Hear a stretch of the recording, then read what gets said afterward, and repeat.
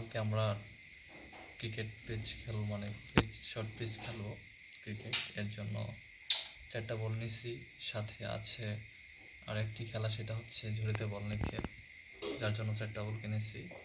আর ট্রেপ আছে, সেটা তো জানি কী কাজ। আর তারপর হচ্ছে এই যে অ্যাংলেট, ফুটবল কিনে আনছি।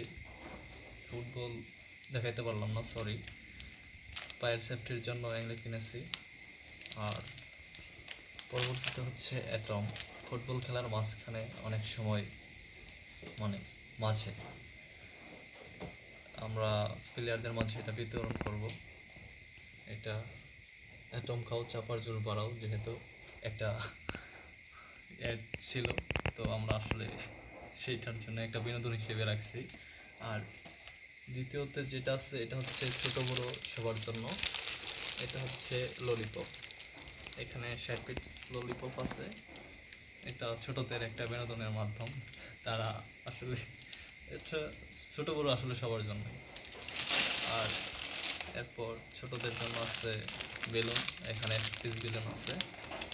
তো এটাও একটা বিনোদনের মাধ্যম। ছোটরা ফুটবে, ফাটাবে, অনেক রকম মজা আছে, অনেক রকম বিনোদন ইনশাল্লাহ নিব।